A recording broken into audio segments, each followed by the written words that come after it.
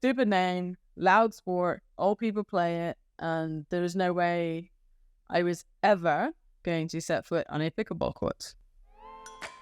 Pickleball is more than just a sport. For many of us, it brings new friendships, new adventures, and can be a transformative experience. Hi, I'm AJ. Pickleball has changed my life, and I love hearing stories of the impact it's had on others, like former professional tennis player turned pickleball pro, Lee Whitwell. This is Lee Whitwell's Pickleball Life. Thanks for joining me today.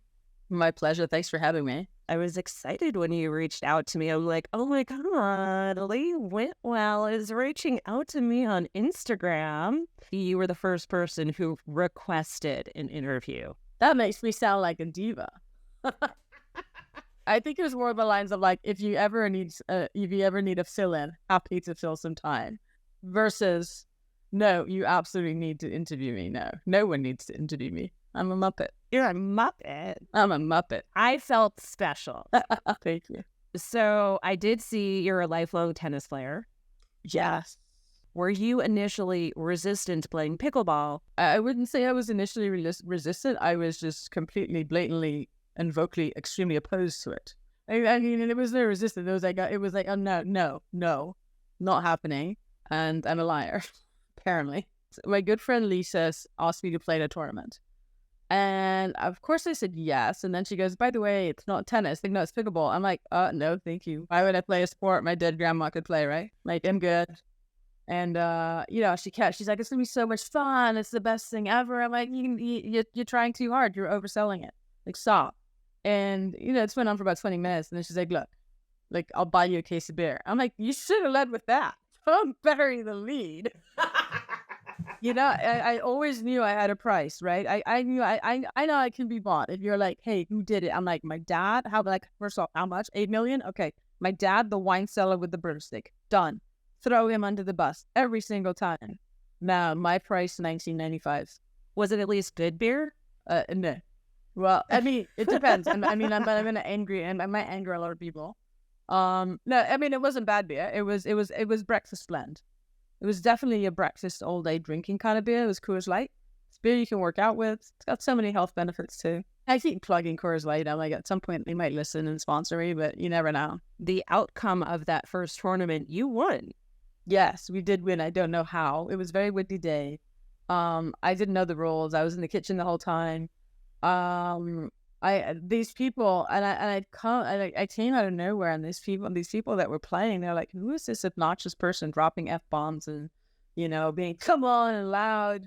And I was, and they're all now my friends now, of course, but it was like, they've never met anybody quite like me. And I'm not entirely sure they're not regretting it. It was so much fun playing, right? That was phenomenal. But the bigger thing was the sense of community and what was being built, and the camaraderie, and the day-long affair that this event was, right? And there was something special, and I just felt a pull, and I'm glad I allowed myself to be pulled into the sport, because it's been one hell of a ride, and it's been so much fun.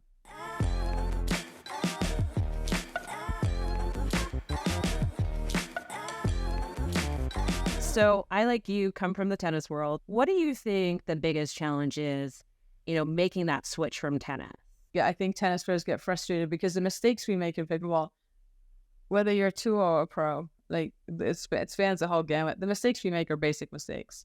We either pop the ball up or not watch the ball, whatever. It's just very, very, very basic. So I think we focus so much on how technical tennis was and how this is such a basic game, and I can't get it because I can do tennis. I'm so much better at tennis. Instead of embracing the differences and really focusing on those differences and making those differences better, and getting better at the differences, I should say. A drop shot in tennis is a winner, or they're going to get to the ball and you put the next ball away, right? In pickleball, your drop shots, those are your setup shots. That's your tactical side. Your ground strokes in tennis are your tactical, and pickleball, it's the front half of the game, right? And it's embracing that and understanding that and really, working on that and understanding that you can use your shots in tennis when you're back at the baseline or in transition, and then use your volleys when the ball's up high enough, but really focusing on the differences and seeing pickleball as its own sport, because as similar as it is to tennis, it's very unique and it has so many more differences. And I think that's where tennis players kind of muddy the waters a little bit.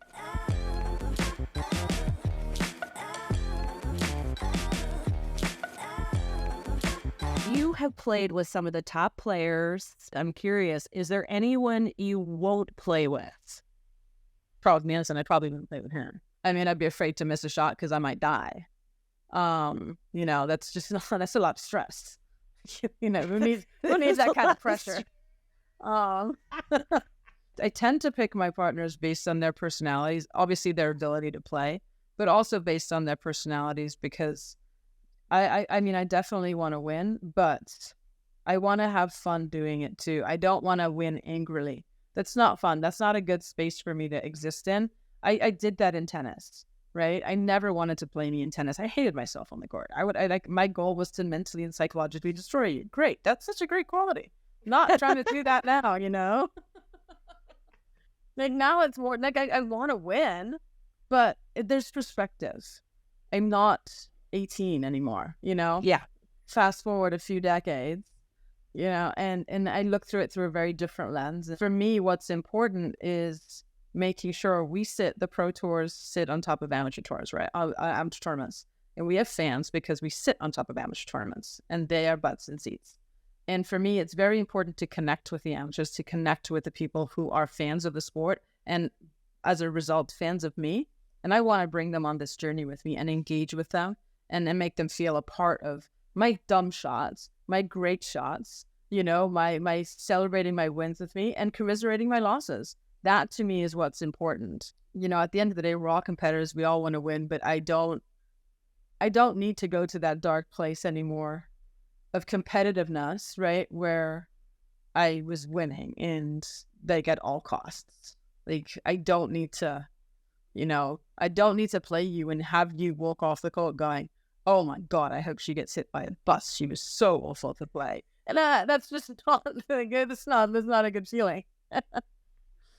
Do you think I'm curious, do you think if it's like an age thing, you have perspective, or is it just a difference in mentality in the pickleball sport?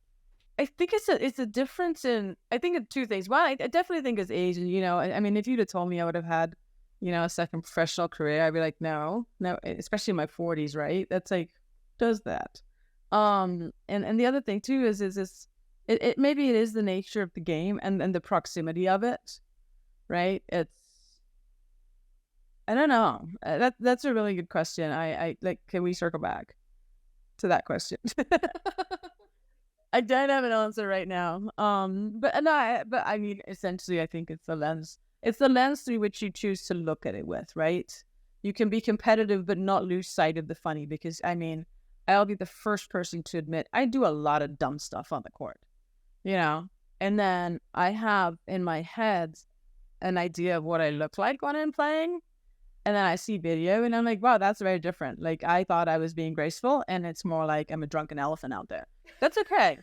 It's all good, right? But, but I perspective. And, we can have a laugh about it, and we can joke about it. And, I'll say to somebody, I can't believe I got that shot, or I hit 3 good shots, but of course there's a 17-year-old running around going, I'm not tired. Keep making me run. I'll keep grabbing the ball and doing something more with it, and then eventually, they win the point, and I'll look at somebody and go, that was so rude. I had that point won 6 times over, right? But that interaction to me, allows me not to take that point so seriously that I carry it into the next point. So now I'm playing that next point relaxed. But it also connects me to the crowd, which also lifts me up, right? It's a very, I don't know, you want to do a deep dive in my psychology. I don't know how much time you have, and it's just, I mean, it's just you're gonna hear things that you might never want to hear, and you can't get that time back. So,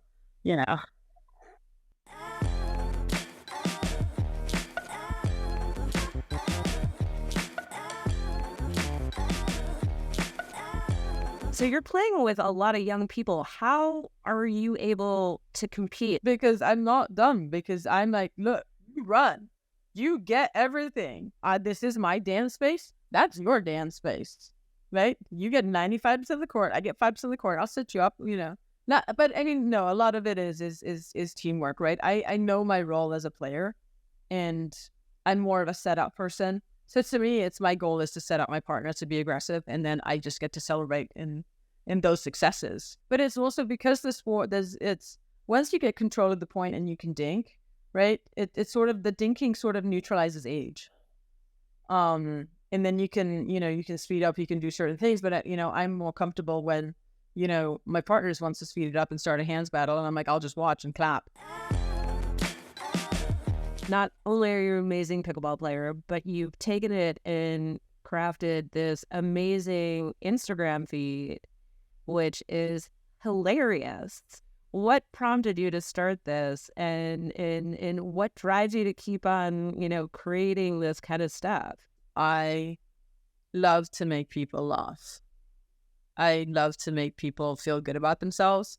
No matter what they're going through, I want to put a smile on their face. I want them to be able to just get them out of whatever they're going through in that moment and give them a break. My dad had that gift, and I saw him be able to do that, and I was like, that's so cool. And I want to do that, right? And if I had to make a fool of myself to bring a smile to someone's face, then that's a cross I bear. Oh, well, there are worse things. But, and it's like I'm only allowed to post 10% of what goes in my head, by the way. My partner will look at things and go, no, absolutely not.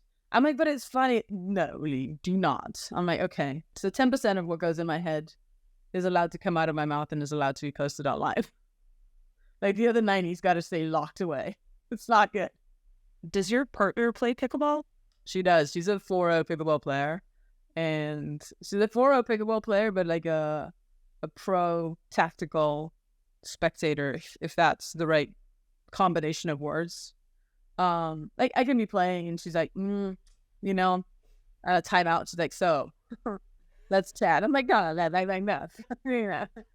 No one wants to hear the words, we need to talk in the timeout in pickleball, from your partner. She's like, you're not moving your feet, you're not bending your knees, you're not washing them all. I'm like, okay, great, got it, let's go. Regroup, thank you.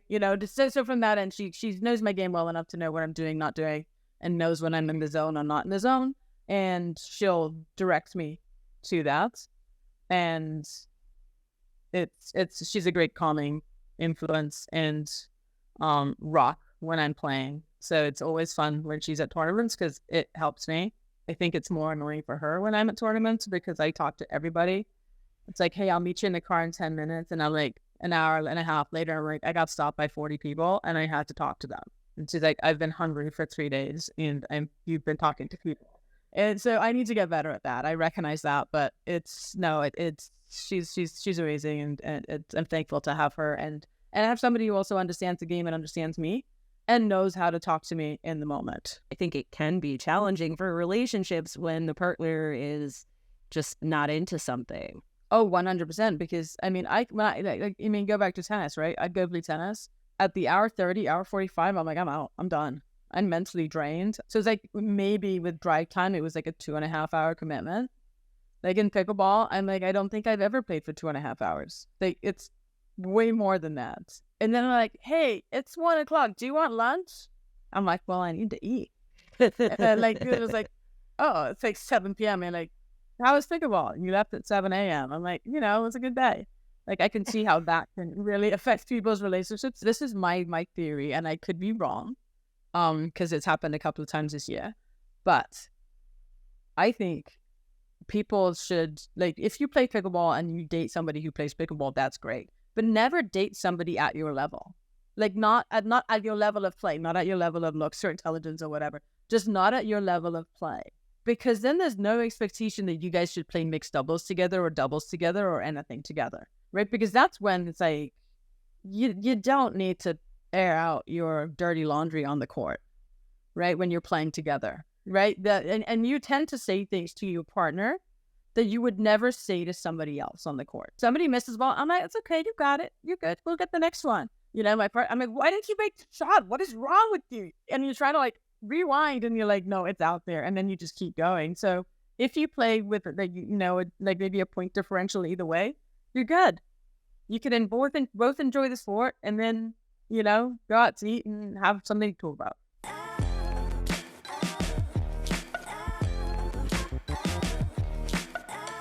You suffer from a chronic pain disorder called trigeminal neuralgia. What is this and how does it affect you? It's called the suicide disease, affectionately. It's because it's the most debilitating pain. I say I wouldn't wish it on my worst enemy, but I have people that exceed the worst category that I'm like, fine, if you want to be in pain, you deserve it. Let me tell you who they are. No. It's so I have arteries wrapped around my fifth cranial nerve, which is your facial nerve, right? And it has entry points above and below your eye, your cheek, and above and below your lip. You're supposed to get one type of pain associated with it on one side. I'm an overachiever. I have all three types of pain on both sides. One pain is it feels like your head's being in a vice and someone's, turning a screw really, really hard. And it's squishing, and you feel like your eyes are about to pop out of your head and you just you can't see. Another one feels like somebody is stabbing you constantly with an ice pick. And the last one, the most pleasant, is you feel like you have an army of ants on your face, but they all have razor blades for feet, and they're just crawling all over you and just nonstop. What a lot of people don't really understand is that I can go out on a windy day and wind on my face can trigger it. I can go in the shower and water on my face can trigger it. Stretch triggers it. Increase in blood pressure, increase in blood flow in my arteries, right? That constrict the nerve. All of that can trigger it. There's so many things that can trigger it. Eating can trigger. Obviously, I haven't let it stop me. I still eat a lot. Are there moments where you have episodes on the court? Yes, definitely. I try to hide them. I do really well hiding them from people that don't know. But if Cindy's watching, if Cindy's in the crowd or a good friend of mine's watching, they can tell right away. Somebody's like, well, you missed 6 forehands. I'm like, yeah, if you knew I could no vision out of my left eye for that match, you could probably understand, but I don't want to bring attention to that, so I need to shut up about it, And it's one of those things of I don't want to not play with my partners, or I don't want to let my partners down, but I don't also want them to feel like I'm a liability to them, right? So it's that fine line of that's why I've been, I think, so quiet of really talking about it, because I haven't wanted to impact my play or my ability to play with different people, because I don't want to be seen as it's at least a wild card. When you have you're driving and blue lights appear behind you, and it's all of a sudden you have this adrenaline rush. It's if I can get in that competitive state, I can keep it at bay and be it's gonna definitely come crashing down way worse as soon as I'm done, but I can manage. I'd like to tell you that me having this makes me somewhat of a more tolerant and patient person, but it really doesn't. It's made me way more intolerant. I'm oh, you have a headache. That's great. Oh, that's all you're complaining about? Great. It's I have no sympathy or empathy for anybody now. And that's not a good space, because now I'm this cold-hearted person. I don't believe you. I have moments. But there are days you go to the store and you're you can't see straight, and somebody bumps into you, and I'm oh, what? And I'm oh, Lee, don't be rude. And someone's oh, you're so rude. And I'm maybe if I was had an arm missing or a leg missing, people would be well, no wonder she's being horrible. Look at her, because you can't see. Externally, I look fine. So people just think I'm just a horrible, horrible person sometimes. And it just has to be, because there are times that talking is hard. I do a pretty good job managing myself and my life. I know when things are coming. I know when I'm going to have an episode. It's just opening up someone's head it's not a fun recovery. That's the part that, the surgery's fine, but I don't want the recovery part of it. That's the part that's just so freaking hard. And also, it's how many times are you going to open up my head before there's enough scar tissue in there? You're oh, I cut the wrong thing. And now I'm permanently drooling. That would not be a good look. Nobody would take me out in public. So. Is this something that is incurable? The last surgery I had, I think was probably about 10 years ago, I think, was the last set of surgeries. And literally the last time, it was wake up, surgery, wake up. Are you okay? No, it didn't work. Okay, let's try again tomorrow. Surgery again, wake up. No, okay, we'll give you a break. We'll try the day after. Wake, no, and it was this week of nonstop. And then he's like, Lee, I've tried everything. You're rare and sorry, but you're in that 1%. That medicine doesn't really work. Nothing's really working. So, just try not to kill yourself and hopefully the research will be there. I'm like, well, that's words of encouragement. Off we go. Challenge accepted. But yeah, I mean, I don't know. There's a lot of fear around it. There's a lot of unknowns, and it's, when I'm ready, if there's something there that's completely viable, I'll do it. But right now, I'm okay. And that's got to be enough. God, we went deep there for a minute, didn't we? Wow. So sorry, guys. So I have a pickleball community on Facebook, and a couple of people did have some questions for you. All right, hit me. Well, Sue wanted to know what your pre-game routine was. Let me make something up here real quick. No. I'll do a lot of visualization, like while I'm stretching or warming up, and really kind of getting into the zone. And not like, I don't visualize matches. I'll visualize like scenarios and points and seeing the execution and seeing the result of having done the work, right? And then obviously an effective dynamic warm up and really focusing on all my shots when I'm on the court. I feel like the biggest thing that gets overlooked, and I've started to incorporate this more, is the serve and return in the warm up. Like, we focus very little on that. And like, those are your two most costly mistakes that you can make. They're the first two balls that you're ever going to hit. You've got to make them, and you got to make the return, because you don't want to give away returns, because they just served an underhand serve. They did nothing to earn the point. You just handed it to them, right? So it's really focusing in on all my shots and making sure I'm dialed in. And, my pregame routine goes a lot better when I know I've done the work beforehand on court, and I've drilled and I've done, I've practiced and I'm feeling really good. It's, my pregame routine gets a little shaky when you go into a match knowing that you haven't done the work. And that's when you're like, I don't want to let I don't want to let my partner down, I don't want to let myself down, I don't want to let people down who are watching. And it's like, all of a sudden, you start looking at external forces versus going, okay, if you've hit a million dinks, you know how to do this, go back to the basics, right? So, yeah, essentially, it's a very basic pregame routine, but it works.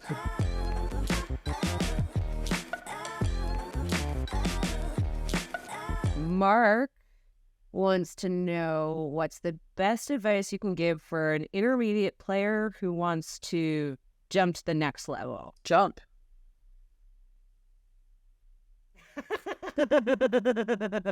Nah, I mean, like honestly, it's like it's, the easy answer is jump.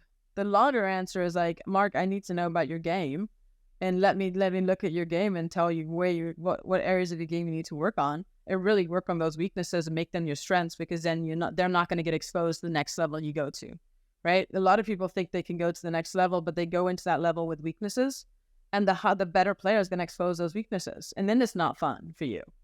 And then you're just going to walk away frustrated every time. It's like, but if you can go in, if you have a good understanding of your game and your foundation and what areas need work, drill ad nauseum, get them, make them, own them, make them strengths, so that when you go, there's no potential weaknesses to be exploited. And then you can have if you feel more confident going into that level.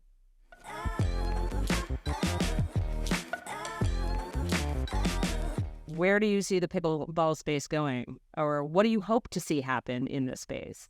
Steve Kuhn, who's the founder of MLP, I think said it perfectly, and it's kind of cheesy, but it's true. He said there'd be a lot more joy in the world if people played pickleball. And I truly believe that. What do I want for the pickleball world? I want it to keep growing. I want it to keep expanding, not only in the US, also internationally. The competitive side, whatever happens with that, if it grows and flourishes and becomes something great, that's fantastic. But the bulk of the game is played at the rec level, and I don't want that to go away. That's magic out there when you see people just interacting, having fun, communicating, not on their phones. You've got multi-generationals playing on the same court. You've got kids having to have conversations with adults, and, in coming out of a post-COVID, coming out of the COVID era where we were masked up, we were locked up, we couldn't do anything, everyone went from having these conversations to being like this on their phone all day long. And now it's like people are realizing that their neck does work this way too. and they're happy to look up and talk to people and interact. And that is so good for society, because I feel like so many communication skills were lost inadvertently. And I think people are doing a great job of bringing that back, and the mix of people that are out there playing. I just love that. It restores faith in humanity when I see people pickleball playing at parks and all walks of life playing. Let us know how we can follow you and your pickleball journey. Like right now, or do you want me to like give you my travel route from the airport to the? Yeah, you can follow me in a white Bronco down the 5 freeway. My Instagram's at Lady Gibraltar. People always ask me, why is it at Lady Gibraltar? It's because I'm from Gibraltar, and that's been my nickname forever. Happy to do any follow-up questions if anybody has any that I haven't answered. I mean, I wear size 11 feet. I have size 11 feet. I'm 5'7". I should be taller. I enjoy short walks to the fridge. I